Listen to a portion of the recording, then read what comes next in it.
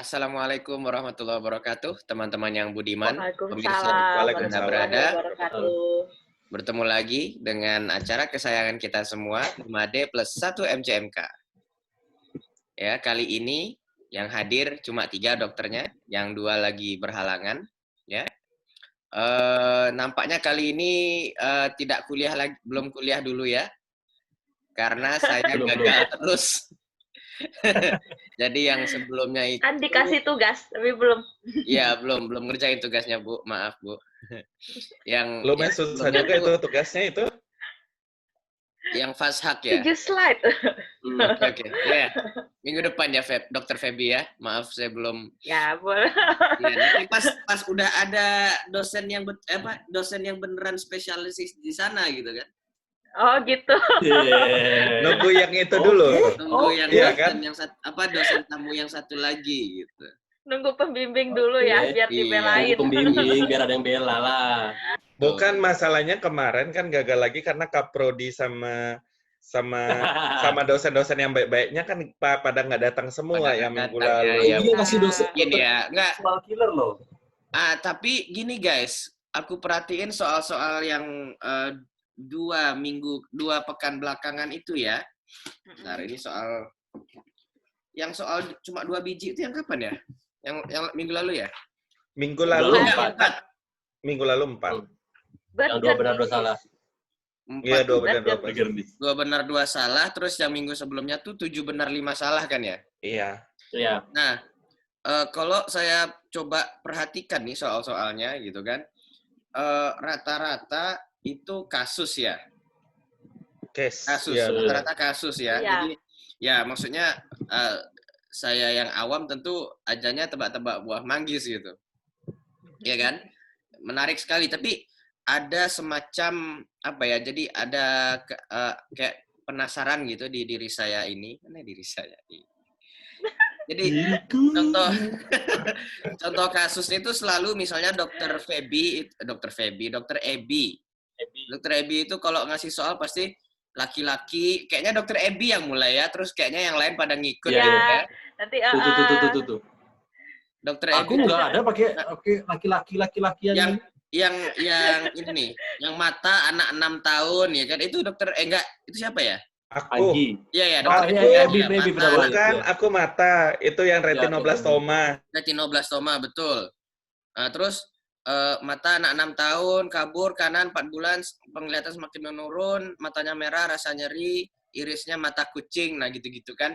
Nah, yang aku penasaran itu ketika bapak-bapak dan ibu dokter ini di rumah sakit gitu ya, nerima pasien gitu kan, nerima keluhan ini segala macam, itu bagaimana pengambilan keputusan, bagaimana diagnosisnya, deduksi atau diagnosis istilahnya, nggak tahu saya. Jadi bagaimana untuk mendiagnosis sementara gitu loh. Iya, langkah-langkahnya ya kan. Diagnosis. Terus juga penasaran saya tuh gini, maksudnya mungkin ya tentu selama pendidikan dan pengalaman kan pasti udah terakumulasi pengetahuan-pengetahuan itu kan. Oh, kalau kayak gini begini, kalau kayak gini begini gitu. Tapi ada nggak sih kayak semacam metodologi yang baku gitu. Jadi misalnya dan juga yang saya penasaran, kalau misalnya pasiennya nggak jujur ya kan, bisa aja kemungkinannya pasiennya nggak jujur kan, pasti ada kan. Bisa. Atau sangat sering, atau dia ngasih keluhannya tuh karena mungkin lagi kondisi atau gimana, nggak tahu cara mengungkapkannya, ngerti nggak? Jadi sebetulnya nyerinya tuh di mana, tapi karena yang nyeri di bagian mana lebih besar, itu yang dia expose gitu kan. Nah, itu deduksinya gimana? Ya. Siapa mau mulai duluan? Gimana kalau aku yang bukan praktek? Ya boleh. Membikin yang biasa aku lakukan ya, kalau misalnya aku di rumah sakit dulu. Jadi awalnya itu orang datang ke rumah sakit pasti ada keluhan utama, ya kan? Jadi kenapa dia datang ke rumah sakit? Nah, itu sepertinya pokok permasalahan yang harus dipecahkan. Contoh. Saya datang, dok, saya udah demam nih, udah 3 hari, demamnya tinggi gitu kan. kan demam jadi yang masalah utama yang kenapa saya datang ke rumah sakit. Keluhannya demam. Atau contoh lain, ya, atau contoh lain misalnya hidung saya mimisan, ya kan, tanda perdarahan dari hidung. Itu yang dia bikin dia ke rumah sakit. Oke. Tapi kadang-kadang dia membilang suatu gejala, contoh demam. Habis itu kan dia Membilang ini cerita- mengatakan kan? Iya, maaf lah ya. Enggak, maksudnya Dia, kalau kita Iya, kan gitu, biasa gitu. bilangnya, wah cuma kalau orang ini ngerti nanti. maksudnya Tapi dia datang, Orang Jakarta bilangnya juga gue bilangin iya juga Membilang. ya. Gue bilangin ya. Iya. Iya, sorry. jadi pokoknya kan dia datang dengan keluhan utama sesuatu. Jadi setelah kita dapat dia keluhan utamanya apa, tahap pertama yang kita lakukan itu adalah anamnesis. Apa itu Anamnesis anamnesis, itu Dokter Chani? Wawancara. Oh, Wawancara dengan pasien. Wawancara. Wawancara dengan pasien itu ada target yang harus kita ketahui. Ada 7. Basic rule-nya ada 7. Tapi dia biasanya nggak semuanya nggak dapat. Ada 7 aturan utama di dalam anamnesis. Anamnesis. Yang harus kita pertama apa tanyakan. tuh? Kapan nikah gitu, enggak? Itulah, Itu itulah. data umum. Itu data umum nih. Itu di atasnya sebelum Itu anamnesis itu. toxic ya? Itu Bukan. toxic ya? Kayak gitu tuh toxic enggak? Toxic. Maaf ya. Maaf ya. Iya. Yang Oke, belum nikah lanjut. Ada 7 berarti. Jadi Apa yang 7 itu? Aku nggak tahu masih ingat semua atau enggak ya. Pokoknya yang pertama adalah kapan gejalanya keluar. Ya, berapa lama keluarnya. Ya, gejala yang menyertainya. Berkurangnya kalau kenapa. Habis itu aku lupa. Aku cuma ingat 4. Bisa ditambahin mungkin Dokter Feby atau Dokter Ebi? Ada yang tambahin ya? Aku juga Setuju lupa nggak? sih kadang-kadang. Bukan Enggak, masalah setuju atau kadang-kadang. nggak setuju ya. Apa? Enggak, kalau menurut aku gini loh, Mi. Ini kalau aku yang praktek gitu kan. Iya. Misalnya udah ada keluhan utama, pasti kita berpikir untuk menggali. Apakah ada gejala penyerta atau enggak. Atau misalnya, Ya itu kan salah satu dari 7 itu, Bi. ya enggak. Intinya adalah pandai-pandai kita untuk mengorek si pasien ini. Lebih bagus dia yang bercerita. Misalkan, Iya, betul. Dok, saya begini. Nah, jadi bagaimana cara kita memancing dengan satu kata untuk mengeluarkan semua yang dia rasakan gitu. Yang dia rasakan. Nah, itu akan lebih bagus daripada kita cecar pertanyaan. Misalkan, demam ada, batuk ada, pilek ada. Gimana Ya, pertanyaannya nggak setertutup itu. Itu Iya. kalau misalnya dia pertanyaan tertutup, kita seperti menggiring dia ke suatu tempat. Itu di bagian terakhir ada anamnesis. Bagian awal itu biarkan dia bercerita, apapun keluhannya, itu kita dengarin semua. Nanti di situ yang kita bilang, sepertinya keluhan utama dari semua keluhan ini adalah ini. Nah, baru kita cecer, ini itu kenapa. Gitu. Contoh, Tapi dia demam, mata merah, bintil-bintil di tangan, segala macam lah. Itu kan, aku nggak tahu penyakit apa itu. Tapi dari cerita sepanjang itu, kita lihat dari mana dia yang betul-betul sangat dia keluhkan. yang betul sakit. Contohnya sakitnya karena matanya udah merah, perih lagi. Nah, rupanya gara-gara itu. Jadi katanya Karena mata bisa merahnya aja dia retinoblastoma sekalian panu gitu kan. Bisa. Nggak nyambung. Mata aku nyeri, mata Bisa, aku tapi bisa, saya nyeri, gitu. tapi kulit Nggak saya nyambung. gatal-gatal gitu kan. Nggak nyambung. Oh, Nggak nyambung. Nggak apa-apa, Bang Ebi, biar aja. Jauh. Tapi Loh, Jauh. tapi kan Bisa. Miss, Tapi enggak, jauh bukan banget. gitu. Jadi yang pertama kali ditentukan oleh dokter tuh, ini satu penyakit semuanya mencakup atau 2 kondisi berbeda. Itu salah satu yang harus dipikirkan juga. Nah, itu gimana menentukan itu? Maksudnya kan aku masih penasaran Ya. sama yang 7 pertanyaan tadi. Karena kalau yang dokter Ebi bilang, itu kan teknik wawancara. Banyak Ya. wawancara, Itu kan betul. teknik wawancara gimana pendekatan kita sama orang tuh biar kayak apa ngomongnya enak sama kita, Betul. nggak kaku. Itu kan teknik wawancara. Itu maksudnya Betul. bukan nggak dokter juga mesti bisa kayak gitu. Tapi Iya, kalau betul. dokter kan ada kayak apa atau ini nggak 7 itu kayak when, where, SPO. how, ya itu 7 Ya, apa when, ya where, seperti- how, what. Tapi nggak spesifik nggak seperti itu dia, Mi. Nggak Apa spesifik. kapan dia sakitnya, Nah, berapa lama sudah sakitnya sesakit apa, kalau berkurang intensitasnya, berkurangnya kalau kenapa, apa saja yang menyertainya, sudah minum obat atau apa, gitu. Obat apa yang menguranginya. Satu lagi aku lupa, pokoknya semacam itulah dia. ada. Jadi intinya Oke. di satu keluhan, misal demam, kita tahu demamnya kapan keluar. Misal demamnya hanya keluar pada malam, Dok. siang-siang saya nggak demam. Udah berapa lama? Atau kaki saya sakit. Ini sakitnya udah berapa lama? Udah 3 minggu lah. Selama 3 minggu sakit terus. Enggak. Kapan hilangnya? Kalau saya tidur, bangun tidur, hilang. Tapi setelah saya beraktivitas sakit lagi, gitu-gitu. Oh. Jadi kita bisa memilah-milah. Contoh. Boleh. Contoh Dokter Feby, silakan. Nyeri kepala, orang sakit kepala. Nah, ini kedengaran kan suara Feby jelas kan? Dengar. Ya. Jelas. Jadi kalau nyeri kepala itu kan satu gejala yang umum ya. Hampir semua orang di dunia ini pernah nyeri kepala. Betul. Kalau bahasa Semua Sunda langsung terbagi. Semua orang. Ya, jadi kalau bahasa Sunda langsung terbagi. Langsung terbagi 7 kalau di bahasa Sunda. Dan kan beda-beda ya, Feb ya. Jadi kalau misalnya jadi kalau nyeri kepala, sebenarnya ini menyambung yang kata Bang Chani tadi, yang 7 hal yang harus diketahui, nyerinya di mana, misalnya. Jadi kalau nyeri kepala kita harus tahu, dokternya harus tahu di seluruh kepala kah, atau di salah satu sisi, atau karena pasien itu suka nunjuk tuh, kayaknya beratnya sebelah kanan dok, atau kadang-kadang ya sama pertanyaan Bang Ami, kalau misalnya pasiennya bisa aja nggak jujur atau dia bingung, jadi dia bilang rasanya semuanya aja nyeri dok kayak gitu. Betul. Kayak gitu. Nah tapi kita nggak seorang dokter nggak berhenti di situ aja ya. Kalau misalnya pasiennya bilang nyerinya terasanya di seluruh kepala, terus kita nanya lagi kapan aja nyerinya itu terjadi, apakah pagi hari, lagi stres, ya mungkin waktu dulu yang kita plot gitu, atau nyerinya malam hari atau sepanjang hari itu nyeri dok kayak gitu. Oh itu baru putus nak? Bisa jadi. Itu nanti penyertanya aja di belakangnya aja. Habis itu kapan berkurangnya? Ya kayak berkurangnya kalau habis berhubungan. Pas sudah balik, ada itu. Pas sudah jadian berkurang gitu loh. Gimana sih?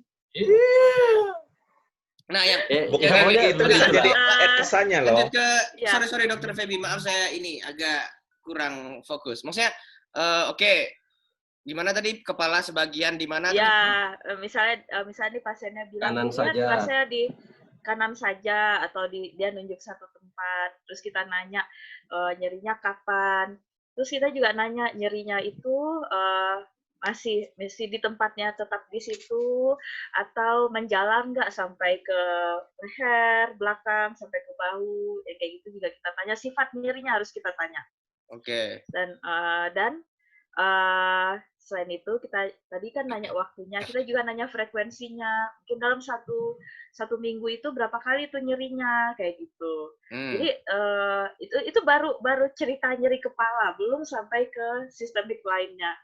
Kita juga betul tadi yang kata Bang Chani, hilangnya kapan? Ada nggak waktu hilangnya, misalnya apakah kalau tidur nyeri kepalanya hilang, minum obat nyeri kepalanya hilang. Tapi kalau misalnya kayak Bang Abi bilang kalau jadian nyerinya hilang, itu di luar ya. Itu causal lain kan. Itu terus apalagi ya tadi yang ketinggalannya? Oh ya, sifatnya juga selain tumpul, tajam, nyut kah, atau seperti ditusuk-tusuk, atau seperti ada benda atau nyetrum. Ya, itu juga nyeri. Jadi pada saat kita anamnesis itu baru nanya itu aja gitu, baru nanya si keluhan utama. Nanti kemudian kita berangkat lagi ke gejala-gejala yang gejala-gejala penyerta. Iya, penyerta. Termasuk kita menanyakan riwayat-riwayat yang dahulunya, apakah dia riwayat penyakit dahulu. Iya, punya hipertensi kah, atau ya banyak riwayat penyakit dahulu yang bisa kita gali. Enggak, contoh sederhananya kayak gini. Contoh sederhananya yang paling sering misalkan kayak demam gitu kan. Demam sudah berapa lama? Demamnya kira-kira malam kah, pagi kah, terus menerus. Demamnya naik turun atau enggak? Udah berapa lama? Kemudian udah minum obat demam belum?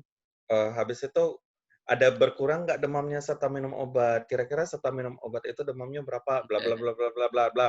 Nah, habis itu dari demam ini pun bisa diperpanjang gitu loh.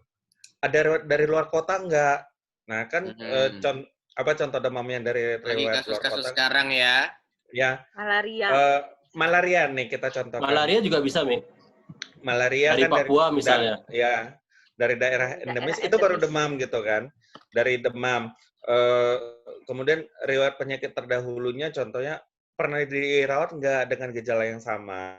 Misalkan sebelumnya dia pernah dirawat malaria juga, berulang atau enggak.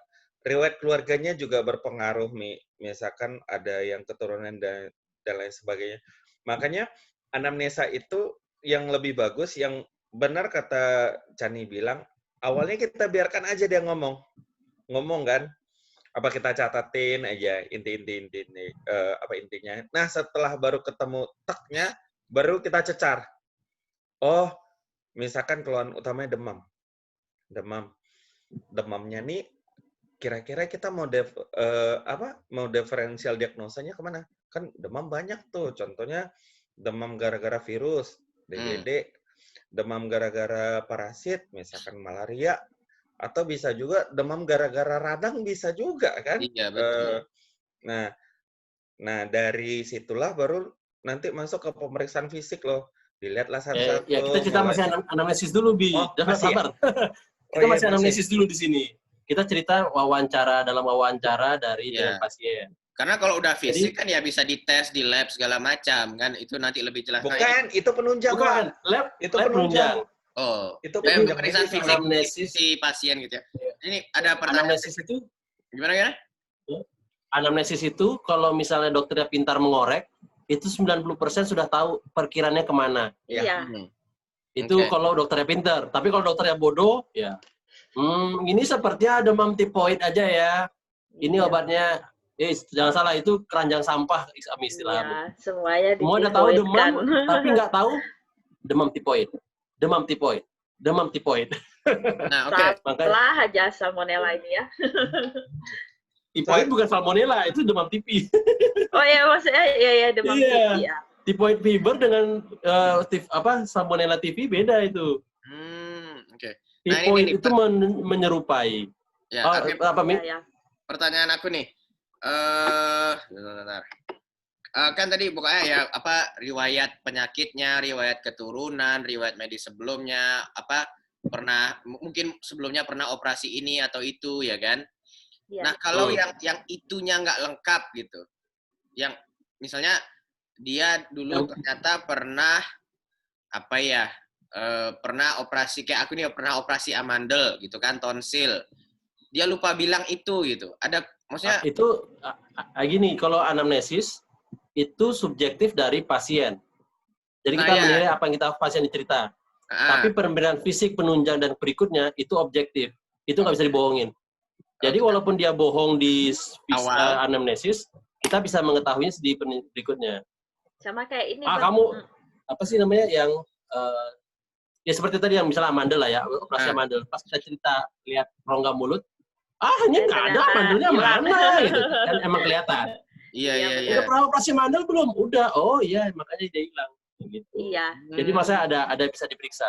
Ya kalau amandel kan tinggal dilihat ya, maksudnya ya kayak aku nggak kepikiran contohnya sih, cuma kan bisa aja misalnya dia misalnya aku pindah dari kota A ke kota B gitu ya, terus kan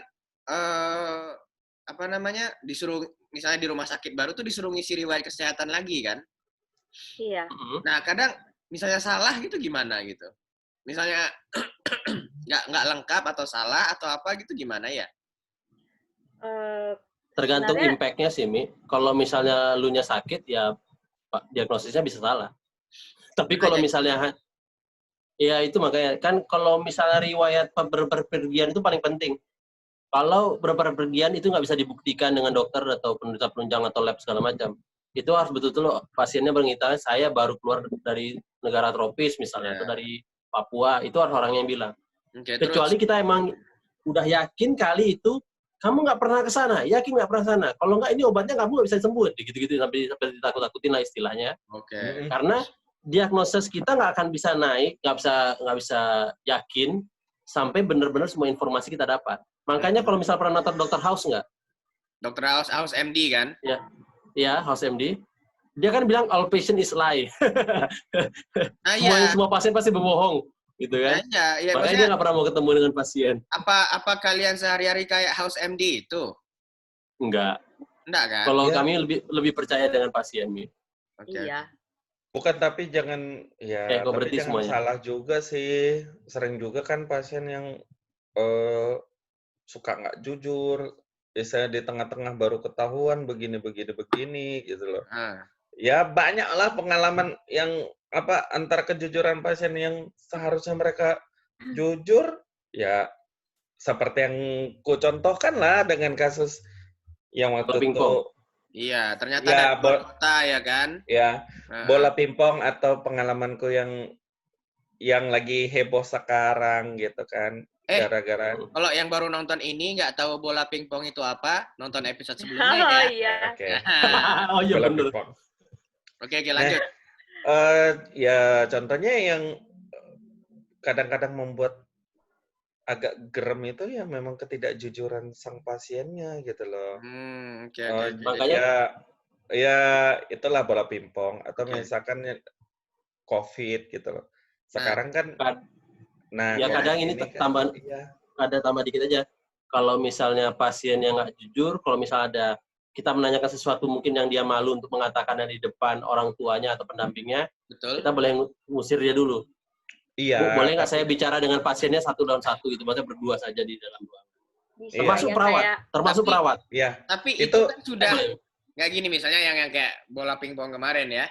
Misalnya kita udah bukan kita ya, aku bukan dokter juga sih. Dokternya tuh udah jadi yang benar menganamnesis atau mendiagnosis nih? Anamnesis dulu. Diagnosis itu nama diagnosis itu udah terakhir. Dia sudah menduga betul nggak? Ya. Technically betul. Anamnesis itu menduga. Menduga atau menganamnesis si bapak ini ternyata tidak setia. Karena penyakit bola pingpong itu kan. Berarti kan kita ngomong nih, Ibu, saya mau ngomong sama bapak satu sama satu. Nah, itu kan berarti udah kayak ngasih indikasi ke istrinya. Wah, ngerti nggak sih? Walaupun nggak eksplisit, udah bilang ke istrinya, laki lo nih macam-macam kan gitu. Nah, enggak juga. Saya nggak mau ngebahas itu tuh. Banyak tekniknya sebetulnya, Mi. Banyak tekniknya. Kadang-kadang itu pas lagi pemeriksaan yang lain, pas lagi betul-betul sendirian baru ditanya lagi. Oh, oke. Jadi ada teknik-teknik tertentu. Lanjutan nih, Bu. Nah, jadi Ibunya keluar sebentar baru ditanya gitu ya. Oke. Ya, salah satu triknya gitu. Enggak, kalau menurut aku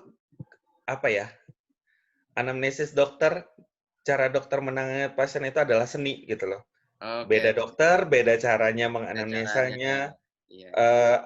Beda cara dia pendekatan. Misalkan ada yang langsung frontal, Bu, keluar dulu, saya mau ngomong sama suaminya dong, gini, misalnya seperti itu kan.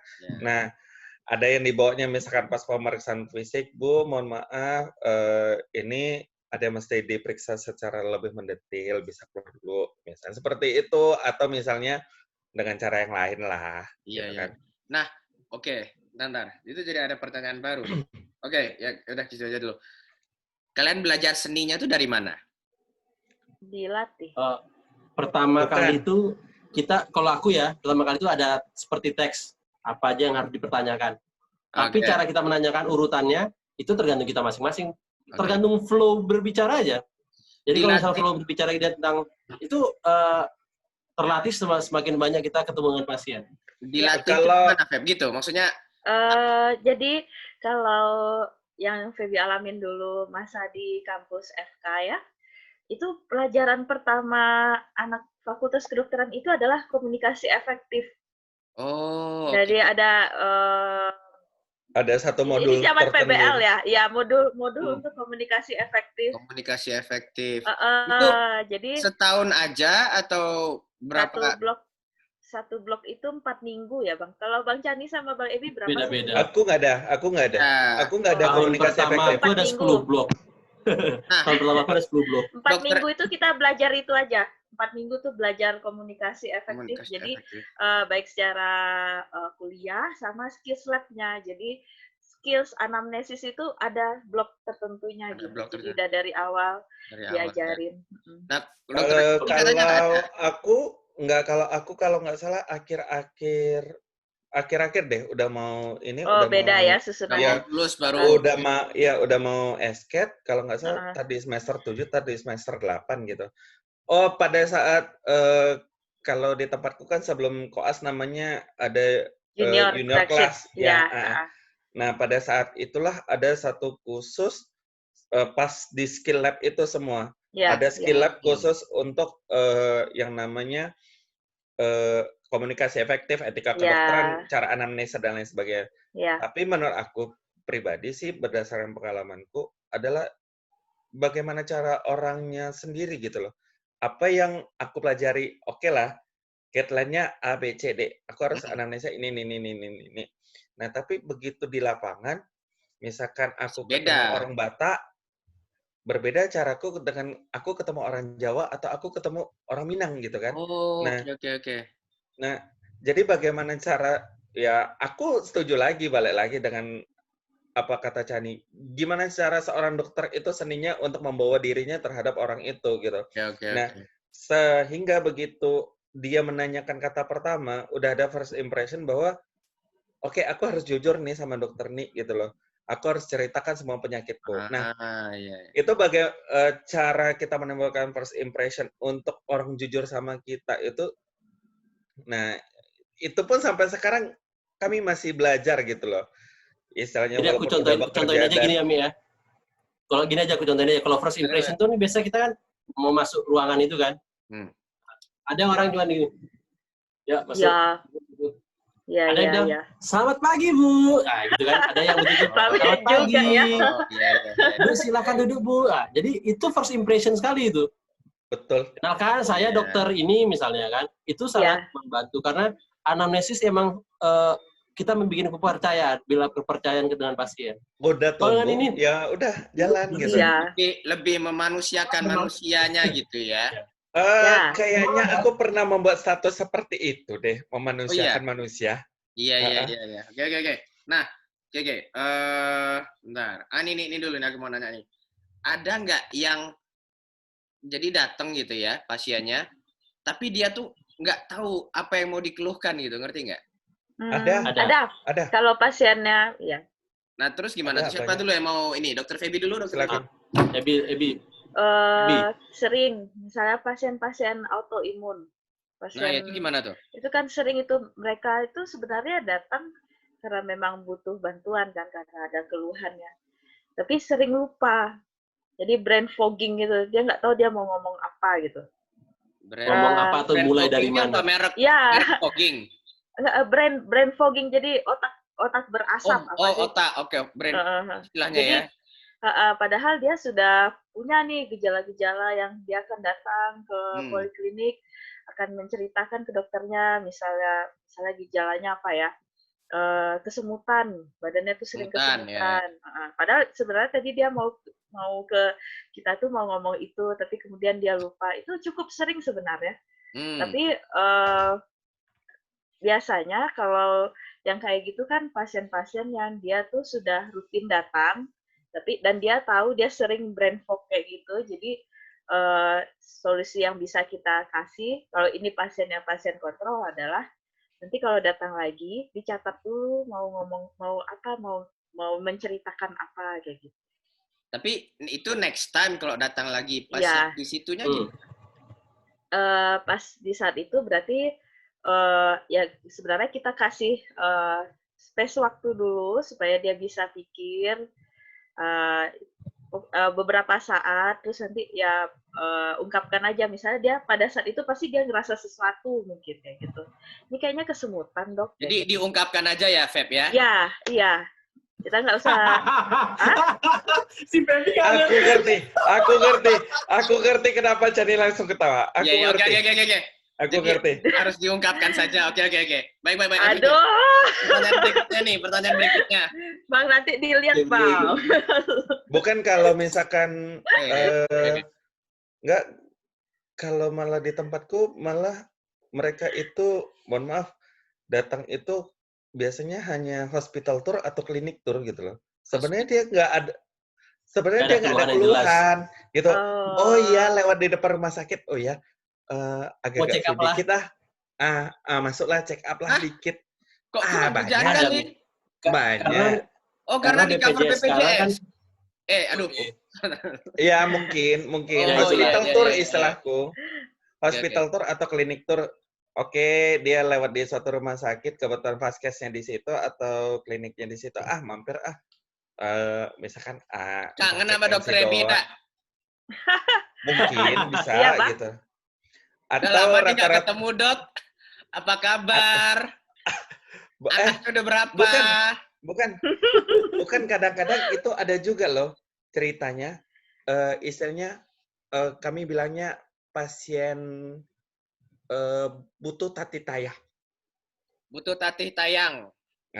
kadang ada pasien yang hanya ingin mengeluh kelasahkan ke orang lain. Hanya kepingin cerita, habis Iya. cerita sembuh dia. Iya Nggak dikasih obat pun benar. sembuh. Bu BTT berarti ya, BTT. Ya, Ya, semacam itu. 3T, butuh tati Oh, tayang. tutuh. Tutuh tati tayang. Tutuh Istilahku tati tuh. tayang. Oke. Oh, jadi dia cuma menarik juga. Oh, kepingin cerita.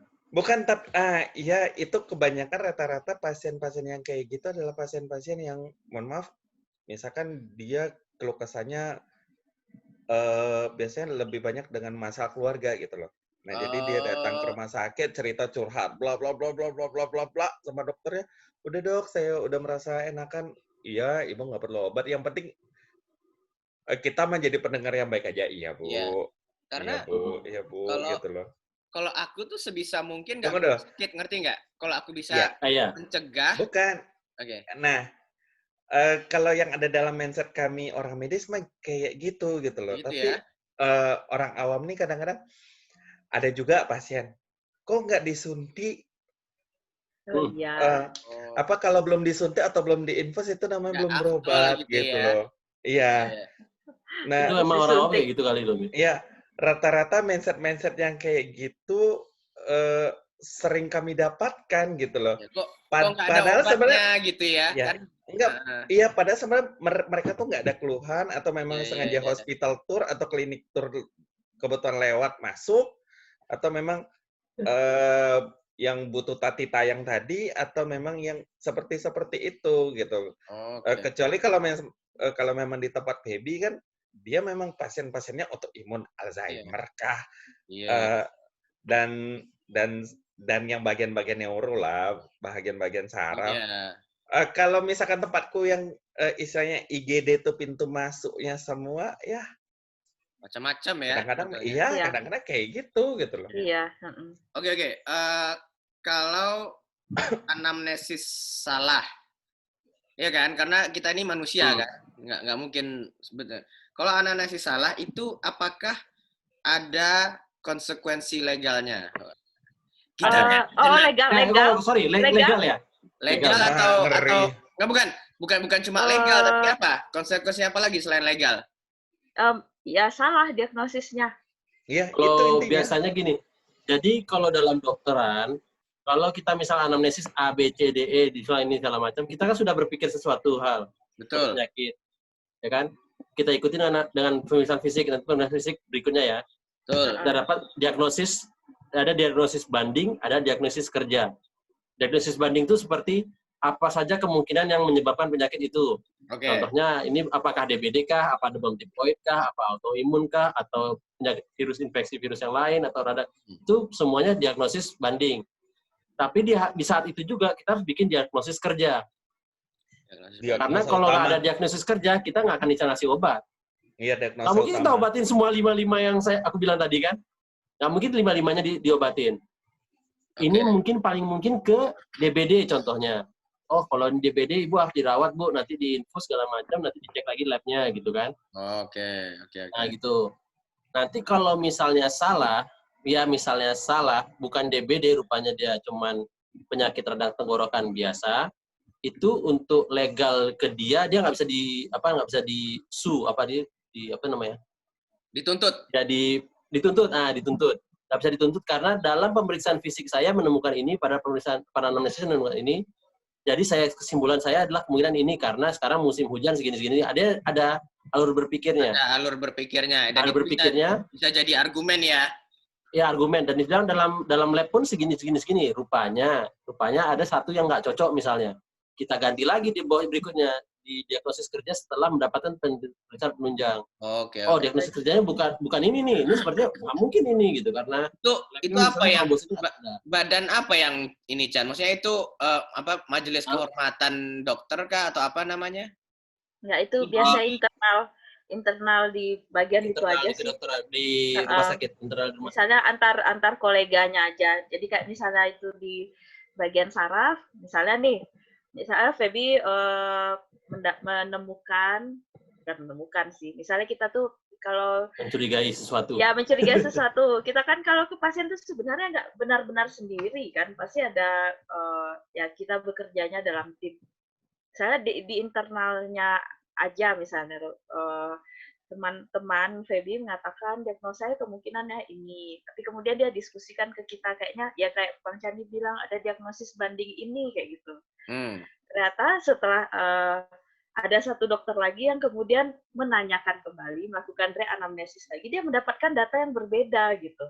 Dia mendapatkan misalnya tadinya dia bilang perjalanannya seperti ini kata keluarga pasiennya. Datang anak kandung pasien yang satu lagi yang saya serumah enggak kayak gitu kejadiannya kayak gitu. Itu kan akan mempengaruhi diagnosis kan? Betul. Beda kronologisnya katanya. Nah kemudian setelah dapat pemeriksaan penunjang yang mendefinitifkan dan yang ternyata sakitnya A gitu, sakitnya ini karena infeksi misalnya. Oh ternyata benar yang dibilang si anak yang satu lagi kayak gitu. Yang satu lagi. Itu pembicaranya lebih antar dokternya.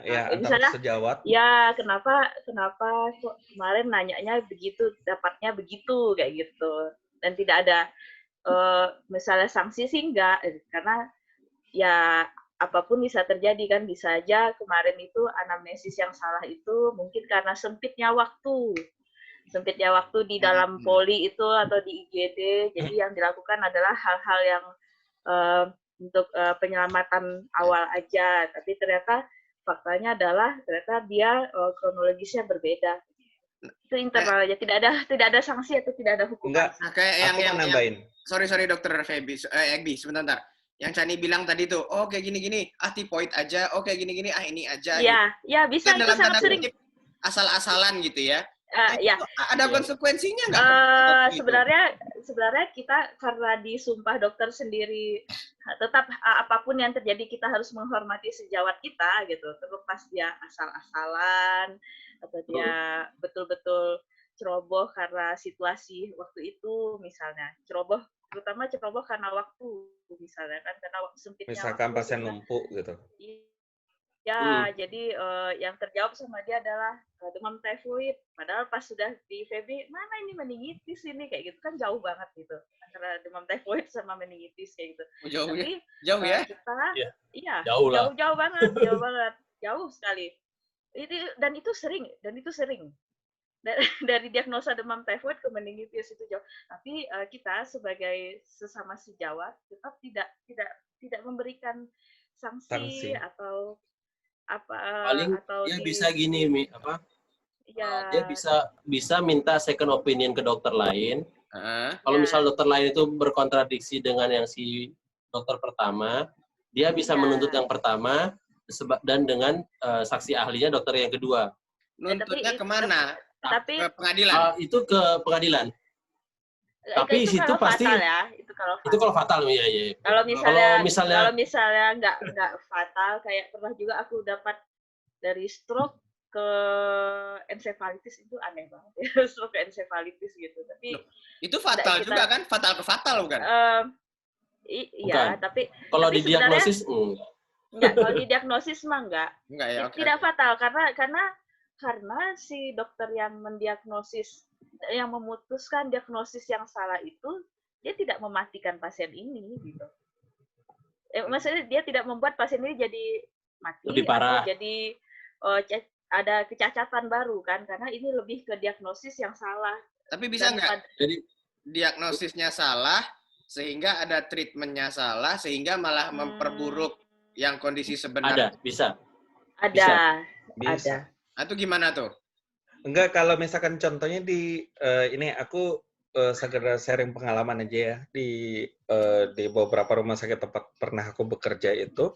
Jadi itu ada namanya Satuan Pengawas Internal. Nah, Satuan Pengawas Internal ini dia dikepalai oleh seorang dokter dan beberapa perawat. Nah, jadi dia istilahnya polisinya rumah sakit. Nah, jadi Iya. kalau misalkan di tempat kami itu setiap pagi itu pasti ada morning report gitu loh. Nah, jadi semua dokter konsulen itu duduk. Takut ya morning report itu. Iya, iya.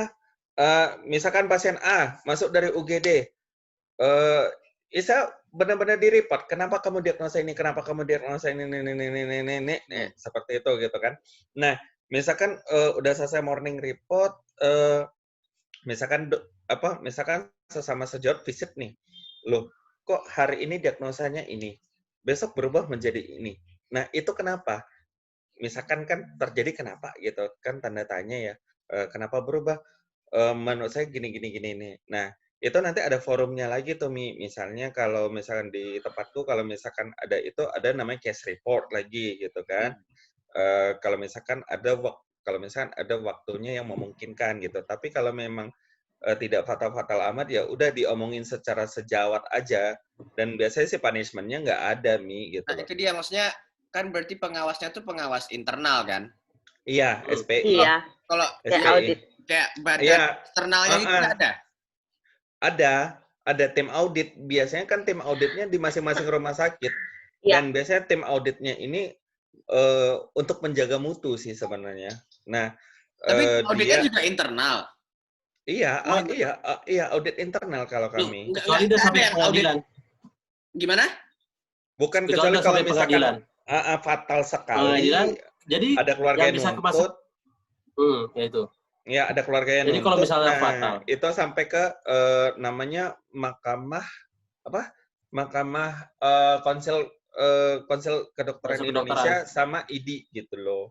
Nah, itu kalau misalnya yang fatal amat, contohnya kasusnya, mohon maaf, yang waktu sampai berkasus itu pernah dengar nggak SPOG yang di Manado? Yang kulit sampai usus keluar. Iya, yang cewek itu kan sampai ke pengadilan, sampai dipenjarakan, sampai Majelis Kedokteran Indonesia turun, IDI Kedokteran Indonesia turun. Itu kalau misalkan memang udah fatal banget menurut hukum kan gitu, Mi. Tapi kalau misalkan yang kayak sejauh tadi bilang, kalau misalkan memang masih bisa diselesaikan secara internal rumah sakit, ya selesaikan secara musyawarah dan mufakat aja kalau menurut aku Nah kayak itu gitu. dia. Kalau kan kayak kalau kita pakai analogi ke akuntansi gitu ya, kan ada akuntan internal, ada akuntan eksternal. Kan Iya. yang dianggap mengabsahkan Internal adalah yang itu kan akuntan eksternal, audit eksternal, auditor eksternal. Iya kan, enggak, yang aku bilang tadi, selagi tidak fatal dan selagi tidak menyangkut masalah hukum, itu biasanya tim auditor internal aja gitu, auditor rumah sakit aja. Berarti dia baru sampai fatal itu sampai ada yang meninggal atau gimana? Cacat permanen atau meninggal. Ya, cacat permanen atau meninggal, atau misalkan keluarganya tiba-tiba menuntut gitu loh, Mi. Menuntut ke jalur hukum, misalkan enggak, karena kalau dibilang fatal itu berarti kalau pikiran aku fatality kan, berarti ada yang kematian gitu kan, berarti bukan fatal ya, dahsyat mungkin enggak? Kesalahan serius. Iya, istilahnya serius. Sampai adverse inilah event. Ya serius, sampai udah masuk zona hitam lah kayak gitu loh. Ya. Kalau ada yang kesalahan yang serius yang gitu, masih bisa ditoleransi, atau misalkan tidak sampai ke jalur hukum, atau misalkan tidak sampai menimbulkan cacat permanen, atau misalkan keluarganya nuntut, ya kalau kami yang bertiga selesaikan secara audit internal aja. Kalau ini dari sisi hak pasien, maksudnya pasien itu gimana? Boleh menuntut maksudnya? Iya, maksudnya misalnya tadi keluarganya. Keluarganya atau pasiennya misalkan ya, jadi gini, Dr. Feby bilang stroke jadi encephalitis. Ya, encephalitis. Itu treatmentnya beda kan? Beda. Beda sekali. Nah, makanya apakah treatmentnya stroke itu nanti bisa memperparah ensefalitis? Enggak lah ya, Pep ya. Ya, Paling enggak. pengobatan nggak efektif kan kenanya jadi kan? Iya, benar. Nah, Jadi karena pengobatan nggak efektif, ensefalitisnya makin parah, bisa? bisa. Delay kan maksudnya. Delay, Obat jadi Delay ensefalitis ya treatment jadi ya. delay. Ya, Nah, jadi itu ya, ini kan jadi memang misalnya, naudzubillah ya, misalnya si pasiennya itu Exit. bukan nuntut, misalnya dok kok saya dibilangin dokternya salah diagnosis nih, saya dibilang stroke awalnya saya dibilang stroke awalnya saya dikasih obat stroke itu apa lagi ya nggak tahu, maksudnya di treatment stroke bukan obat stroke ya, treatment stroke ya diobati ya sih. Iya, Kalau aku sih dia gimana? tergantung dokternya. Kalau dokternya bisa menjelaskan dengan detail kenapa diagnosisnya stroke, orang kan akan terima kan. Setelah berapa lama kita follow up, oh ini sepertinya bukan stroke nih. Setelah dari follow up, ini sepertinya bukan stroke. Ya, coba kita periksa lagi yang lainnya Bu ya gitu. Sama seperti itu. Karena kalau dokter harus 100% benar, aduh mati aja lah aku. Iya. Nggak. Itu dia bisa. Makanya nggak mungkin ini kan, nggak mungkin ya, siapa yang kita semua manusia nggak mungkin 100% benar, tapi yang memastikan bahwa semua prosesnya itu due diligence itu selain auditor internal siapa? Iya, biasanya kalau memang audit internal sih biasanya tuh, Mi. Gini. Jadi gini aja, Mi. Bukan audit internal itu kan mempertahankan mutu. Betul. Jadi audit internal nanti kalau sampai serius baru nanti langsung ke pengadilan MKI ya, Majelis Kedokteran apa? Indonesia. Kedokteran Indonesia. MKEK. MKEK. Kode etik kedokteran. Nah, itu yang turun tangan nanti. Itu banyak neurolog isinya tuh. Tapi MKEK itu badan-badan pemerintah kah atau legal kah atau enggak. Isi dokter semua. Itu bagian dari ID. Kalau nggak salah aku bagian dari ID. Oh, bagian dari dokter semua. Dokter semua. Jadi mereka tuh akan menilai. Jadi sebenarnya aku bikin dicurigai malpraktek. Mereka akan dapat salinan dari semua medical record yang dibilang malpraktek, apa aja aku dikerjakan. Kan situ ditulis tanggal berapa, pemeriksaannya apa saja, ini segala macam, diagnosis kerja ini. Setelah dapat penunjang ini, ditempel kan apa, diagnosisnya ini, operasinya ini. Kan ada itu terus, ada kronologi diagnosisnya. Nanti di situ mereka lihat, oh ini kenapa nggak dicek dari awal? Gitu kan, paling gitu kan pertanyaannya. Ini kenapa nggak dicek dari awal? Iya. Oh, karena pada saat anamnesis tidak ada itu dibilang sini kan, makanya dicek dari awal. Kalau misalnya setelah dikasih obat ini rupanya dia tidak efektif, tidak berubah dan tidak ada perbaikan, segala macam lah. Jadi dia baru saya cek yang lain, kemungkinan yang lain apa ada yang kemungkinan yang lain apa yang saya terlewatkan. Nah, jadi nanti mereka bilang di konsekuensinya di situ. Kalau dengan output dari MKEK itu apa? Output dari MKEK itu? Dia bisa scores.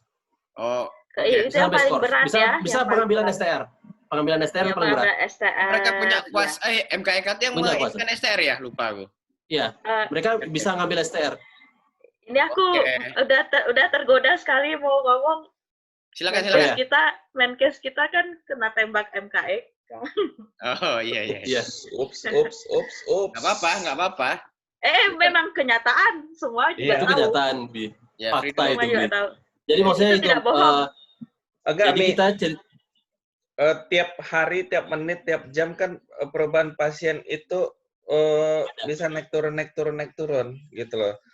Jadi misalkan hari ini butuh penunjang ini, besok penunjangnya lain. Dalam sehari aja itu diagnosa itu bisa berubah-berubah. Bisa bertambah atau bisa berkurang. Misalkan DHF plus ini misalkan seperti itu. Nah, gejalanya hilang, diagnosisnya berkurang. Atau gejalanya bertambah, bisa diagnosisnya bertambah. Atau misalkan ada pemeriksaan penunjang lainnya, misalkan USG atau ini. Nah, bisa jadi menunjang atau malah menambah diagnosisnya apa yang lain. Nah, jadi terapinya para sejawat itu bisa dalam dalam hitungan jam aja bisa berubah gitu loh. Betul, betul. Sekarang Oke, tergantung oke. diagnosisnya, Oke. tergantung penunjangnya seperti apa. I see. Oke, jadi Ini kan ada baru dari anamnesa. jadi sebenarnya MKEK itu audit eksternalnya ya, eksternalnya. Ya, Iya, itu iya, terakhir oke. sekali. Iya, Jadi kalau karena- misalnya dalam apa namanya tuntutan, MKEK akan turun untuk melihat audit secara internal dari sisi kedokteran saja. Jadi dia hanya punishment-nya hanya scoring, cabut STR atau tidak ada sama sekali. Oke. Tapi kalau Mahkamah Agung dan segala macam dari sisi hukum itu baru ke penjara, ada penghargaan denda Oh, berapa iya, segala iya. macam dari sisi satu lagi. Jadi dua, Iya. jadi audit dua kalau Iya, dokter iya, itu. iya. Oke. Wow. Nggak Wow. enak ya jadi dokter ya. Apa tuh Kang? Audit Dan dua, anehnya, woy. dokter ini bisa dia dihukum dengan hukum jalur hukum lain, bukan hukum dari kedokteran. Penerbang, pilot hanya dihukum dengan hukum dari pilot. Oh gitu. Jadi dia nggak bisa dihukum dari hukum itu nggak bisa. Oh, oke, baru tahu aku. Oke. Kalau Nah, pilot ya. sebenarnya ini agak pertanyaan ini nih. Kalau hari-hari ya kecuali Chani ya, nerima pasien gitu kan, atau mungkin waktu Chani masih praktek dulu, kan maksudnya aku tadi kayaknya kok rumit juga ya nganamnesis apa? Rumit. Betul. Memang. Ya, Itu belajar bicara aja 4 minggu, Bang. Oke, Belum lagi nanti aku nggak tahu nih mana dulu yang mau aku tanya nih. Ada 2 pertanyaan aku kan, nggak tahu ini bisa sama atau enggak, bisa bareng atau enggak maksudnya ya. Pasien datang, ya kan? Ya. Itu rata-rata berapa lama kayak ngobrol sama dia? Oh, Kalau aku sih ingatnya 10 menit rata-rata ya kalau ngobrol sama dokter ya. Tapi misalnya berapa lama, terus ya pokoknya sampai ini resepnya Bu atau gimana nya gitu kan. Karena kan mengingat yang antri masih banyak juga nih. Gitu. Ya kan? Kalau aku selagi dibutuhkan, aku nggak ganti pasien. Oke. Lagi aku masih belum anamnesis menerima pemeriksaan, aku nggak ganti pasien. Nah, itu Karena ada beberapa, aku bisa sampai 15 menit. Aduh, handphonenya jatuh. Jatuh dia. Nah, idealnya ada angka idealnya nggak? Berapa menit? Nggak ada. Enggak. Kalau ideal, aku pernah dikasih tahu waktu ujian ini, idealnya adalah kita 5 menit anamnesis, 10 menit pemeriksaan fisik. Setelah itu 5 menit lagi kita menjelaskan apa yang mau kita lakukan. Mau periksa penunjang, mau obat. 5 menit kita anamnesis. 5. Itu udah 20 menit sendiri ya? Ya, itu makanya kalau misalnya nanyanya ideal. Makanya biasanya kalau dokter bisa mencurigai sesuatu, dia anamnesis menjurus ke suatu tempat. Nanti pemeriksaan fisik hanya di bagian yang dia curigai saja. Oh, oke. Jatuh lagi. Contohnya jatuh. Dia sakit tenggorokan, ya kan? Sakit tenggorokan ada berapa lama, ada demam segala macam. Nanti yang dicek cuma tenggorokannya doang. Nggak dilihatnya hidung, nggak dilihatnya mata, telinga, atau leher, bagian leher atau paru-paru. Biasanya seperti itu. Oh gitu. Kalau aku sih tergantung ininya, Mi. Tergantung pertama lihat interest nggak pasiennya sama kita. Itu aku nggak, kalau aku gitu ya. Kalau dia semakin banyak cerita, terus habis itu semakin mengarah menjurus, aku lihat dulu diagnosanya. Menjurus apa nih? Menjurus maksudnya tuh menjurus ke anamnesanya kita. Tangannya sambil gini. Baby, mulai lagi. Jangan mulai. Iya. Gitu kan? Oke. Oh ya maaf, gitu kan. Nah, kalau aku ada satu penyakit yang aku bisa menceramahi pasien itu sampai setengah jam. Banyak ya waktunya. Aku paling benci ketemu pasien dengan MAH. Paling benci. Kenapa tuh, Mah? Mah, curhat dong. Gastritis. Iya. Itu kan mohon maaf akibat kebodohan dan akibat ketololan orangnya. Telat makan lah.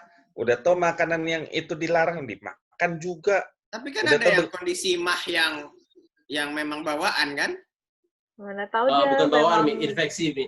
Iya, terbawa tapi infeksi. nggak tahu Helicobacter pylori lagi. Iya, makanya kalau udah sakit mah itu aku tuh udah hampir 20 menit ada mungkin menceramai satu orang pasien tuh.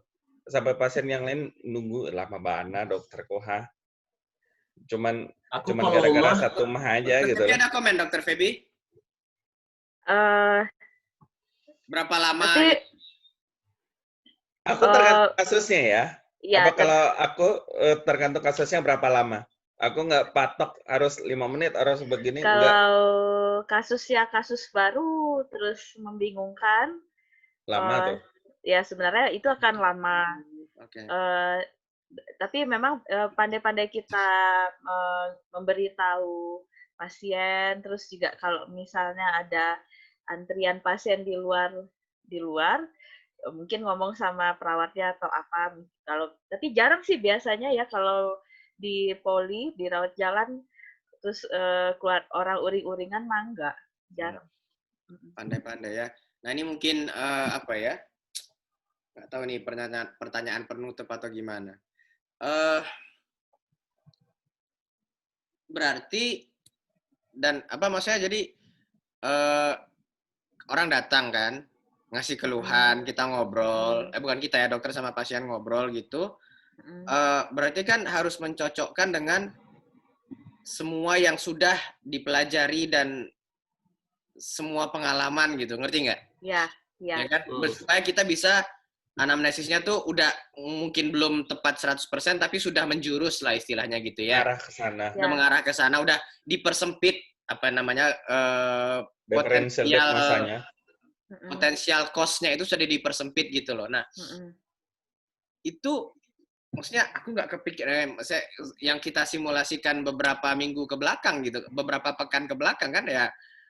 Wah, gitu maksudnya. Bahkan ada beberapa soal yang misalnya Dokter Ebi kasih, Dokter Feby pun masih mikir dulu gitu kan. Ya nggak ingat nggak ada soal yang mana itu aku lupa. Maksudnya, aku juga nggak tahu gitu. Maksudnya, nah itu tuh gimana? Maksudnya, apa kalian ada catatan kuliah di ruang jaga kalian atau ada textbook atau ada Google selalu online atau gimana tuh? Maksudnya supaya bisa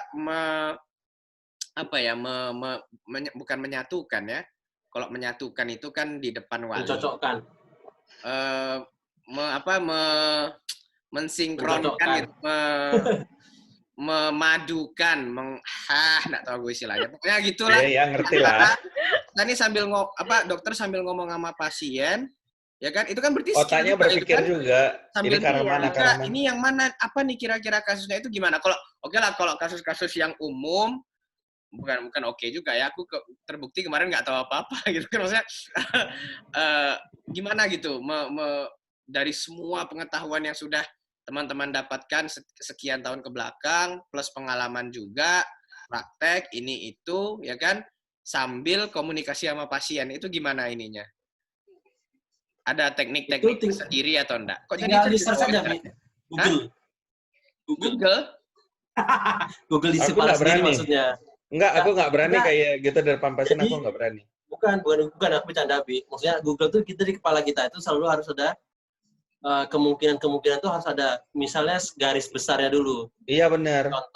Contoh, ini infeksi kah, keganasan kah, trauma kah, atau hanya seperti stres? Itu ya tumor kan kanker. Maksudnya kan kita udah terbagi ke situ dulu. Oh ini sepertinya bukan kanker, bukan ini, mungkin cuma hanya infeksi. Udah, dari infeksi itu apa aja kemungkinannya? Kita pecahnya seperti itu, jadi nggak langsung, oh ini pasti infeksi, oh nggak ada. Ya, makanya ada ruang untuk melakukan diagnosa banding. Ya kan, Bang? Jadi contoh yang lainnya, misalnya seperti kemarin ada anak aku kan sakit lutut sebelah kanan. Iya. Yang joint pain yang satu sisi hanya ada beberapa. Contoh trauma, kanker, atau seperti apa sih namanya? Radang. Ya. Kalau selain itu hampir nggak mungkin. Jadi autoimun langsung dicoret. Seperti bukan rheumatoid arthritis, enggak, osteoartritis enggak, karena ini selalu kiri dan kanan. Bilateral, kiri kanan. Jadi langsung antara terpotong antara 3. Ini kanker enggak? Ada bengkak enggak? Kita cek. Kalau tidak ada bengkak, tandanya dia tidak ada radang, tidak ada ini. Apa yang kemungkinan lain adalah trauma, kan? Tapi traumanya apa? Itu kita korek. Itu contohnya kemarin. Aku kemarin nggak tahu juga. Apa trauma apa anak aku ini gitu. Rupanya dia yang kakinya dilipat menduduk ke lantai gitu. Dokter Ebi bilang nggak berani Google di depan pasien. Oke, make sense. Itu urusan apa ya? Maksudnya kalau kita Google kan kita justru nggak memberi perhatian, betul. Nggak memberi perhatian sama pasien. Ya. Jadi gimana itu mengakalinya? Maksudnya kan karena di sisi lain juga Dokter Ebi mesti tahu dong ini apa namanya segala knowledge yang untuk Agak kalau aku pandai-pandai aku memainkan gimmick atau memainkan situasi gitu loh, Mi. Speak ya. Enggak, misalkan pandai sambil aku ngomong ini tapi otak aku berpikir lain gitu loh. Misalnya ngulur waktu atau misalnya misalkan pada saat pemeriksaan fisik istilahnya aku mungkin agak sedikit berbalik dulu, mungkin mencari kata-kata atau mencari ke arah mana yang pingin aku tuju gitu loh. Istilahnya kan dengan segitu banyak ilmu kedokteran kan nggak mungkin juga kan ini otak kan sama-sama tahu gitu kan. Nah tapi memang rata-rata yang otak kami itu udah harus bisa dalam waktu sekejap memilah ini ke sini, ini ke sini, ini masuk ke sini, habis itu ini harus ke sini, ini. Oke. Istilahnya dengan waktu yang sempit kami harus bisa memberikan sebuah keputusan dengan missing error yang rendah. Gitu. Nah ya itu maksudnya. Jadi aku jadi pertanyaan tuh ininya apa metodologi? Yang pasti pengalaman. Yang kedua bagaimana cara kita mengorek dari pasien.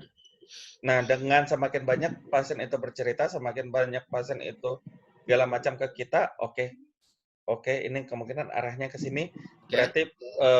Berarti kemungkinan kita akan melakukan pemeriksaan fisiknya ini, kemudian pemeriksaan penunjangnya misalkan labornya ini. Nah, sambil pasien itu menunggu ke laboratorium, itulah kesempatan kita untuk berpikir lagi bagaimana misalkan pasiennya pergi ronsen atau misalkan pasiennya pergi ke labor cek dan segala macam. Nah, di saat itulah kita menggunakan untuk mendalami lagi. Ya, merimain kita kemungkinan ini. Habis itu kalau butuh dikonsulkan atau enggak, bisa berobat jalan atau enggak, dirawat kalau kadang-kadang ya Mi, aku pernah juga kejadian kayak gitu. Aku nggak tahu diagnosisnya apa, kan udah pergi tuh pasiennya lagi cek ronsen kan. Pasien berikutnya datang, aku masih mikirin pasien yang tadi. Masih gitu karena untuk sesuatu ada kepuasan tersendiri kalau kita bisa mendiagnosis sampai ini dia gitu. Itu ada kepuasan tersendiri juga. Betul. Jadi kalau misalnya kita masih nggak tahu pun masih gitu ya. Ada satu lagi sih prinsip yang mau Faye bilang. Dokter untuk jujur ke pasien itu sangat boleh loh. Tapi sulit tapi boleh karena Faye melakukannya. Bahkan itu terjadi di tingkat spesialis, kebingungan itu pasti ada kan, maksudnya. Betul. Ini apa ya? Ini penyebabnya karena penyebab di pembuluh darah kah? Ada sumbatan kah? Ini stroke hemorragik atau stroke infar? Iya, ada infeksi atau tidak? Atau ada tumor yang menyebar sampai ke otak? Itu kan segala kemungkinan ada. Betul. Tapi tapi prinsip jujur adalah prinsip yang tidak boleh juga dilupakan dan memang harus kita bilang misalnya ke keluarganya kayak gini dan aku melakukannya pribadi. Oke, jadi misalnya kayak gini, Ibu, penyakitnya Bapak ini memang sampai tadi keterangan yang saya dapat dari Ibu, terima kasih sekali udah banyak ngasih tahu kita apa aja perjalanannya, tapi kita masih belum tahu ini penyebabnya apa gitu. Dari gejalanya ini saya dapatkan ini, kemungkinan ke arah tumor masih mungkin, kemungkinan ke arah infeksi di pembuluh darah otaknya masih mungkin, atau justru ada sumbatan karena Bapak ada merokok kayak gitu. Nah, ketika kita ngomong gitu ke pasien, percayalah keluarga pasien pasti terima. berarti dokternya sedang berpikir kayak gitu. Ya, Jadi ya. dan kita memberikan langsung solusinya ke keluarga bahwa dengan 3 kemungkinan ini, maka saya akan melakukan pemeriksaan A, B, penunjang C, D, yang E. lain kayak gitu. Iya, karena Tadi saya ketemunya ini, oh mungkin ke arah sini, tapi ternyata perjalanan yang Ibu ceritakan, Bapak kok kayak gejala penyakit ini, penyakit yang lain. Jadi saya rencanakan, misalnya saya akan angiografi pembuluh darah otaknya Bapak. Nah kayak gitu keluarga itu puas sekali puas ya, tanggapannya. merasa Karena jelas diayomi, dia gitu apa kan. yang ya, karena dia dihargai gitu, keterangan dia dihargai dan dia Ya. diceritakan, oh dokternya ketemu ini tapi masih ragu kayak gitu. Dan Detil, ya. Oke. mengungkapkan keraguan itu tidak salah untuk seorang dokter ngasih tahu ke keluarga pasien. Jadi keluarganya betul-betul, oh ini memang Dokter kayaknya rumit juga urusannya gitu. manusia. Sehingga dia akan sangat kooperatif. Oh ya dok, kapan angiografinya gitu kan. Kita usahakan kita daftarin prosedurnya gini dan enak gitu. Jadi dokter jangan malu untuk jujur ya. Kalau misalnya ragu. Aku bilang, Bu, sebentar. Iya. Saya nggak tahu ini Ibu sakit apa, Bu ya. Iya, bisa, ini boleh. Bisa boleh. ini bisa gini, ini bisa boleh. ini. Untuk menyempitkannya, saya perlu cek darah ini. Iya. Kayaknya saya harus bisa periksa kelihatan ini, dari Bu. sini.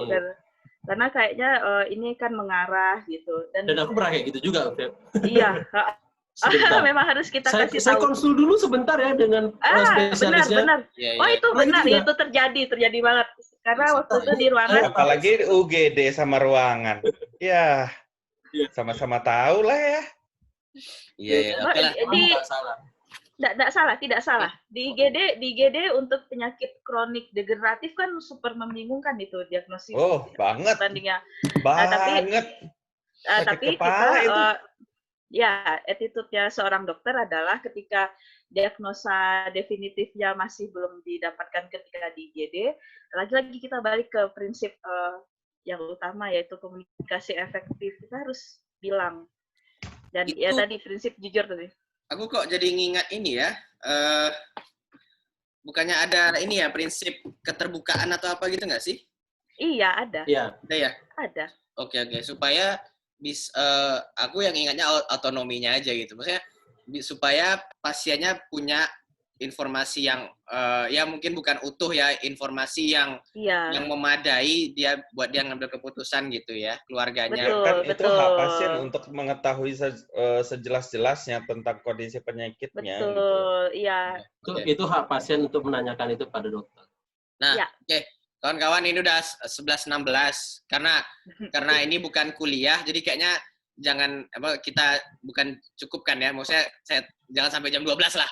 Biasakan kita 2 jam. Banyak dapat feedback, wah ngeri juga nih durasinya gitu kan. Oh iya, maksudnya karena kalau bahas tentang kedokteran panjang, Mi. Betul. Iya. Makanya aku reply ya, ILC Mata Najwa juga panjang, kalian tonton juga gitu.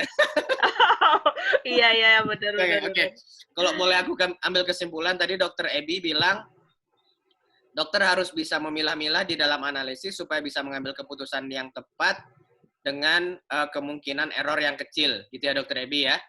Dan dalam waktu yang singkat. Dalam waktu yang singkat, maaf saya nggak terjawab. Oke, ini dari Dokter Chani aku nggak dapat quote-nya, tapi kalau Dokter Feby tadi bilangnya, 1, jangan malu untuk jujur, ya kan? Dan mengungkapkan keraguan itu tidak salah. Oke. Iya kan, karena kan dokter itu manusia, bukan malaikat. Makanya, betul. Jadi kalau mau 100% Mi, aku tahu ya, kalau mau 100% diagnosis akurat, full body scan lah. Iya. Oke lah. Bisa akurat tuh full body scan. Iya, tapi kan maksudnya setiap pasien kita gitu kan nggak mungkin gitu ya. Bukan kita ya. Setiap pasien digitukan gitu kan nggak mungkin. Oke lah. Sampai jumpa next time. Next time saya dikasih tugas ya? Kak Prodi nggak datang-datang nih malah. Dosen tamu nggak datang, Kak Prodi nggak datang. Jadi next time saya mencoba memberi presentasian ya, maksudnya tentang fast hug. Fast hug ini teknik untuk menjaga kondisi stabil pasien gitu bukan sih? Ya kan? Di mana? Nggak boleh dipeluk. Di ICU.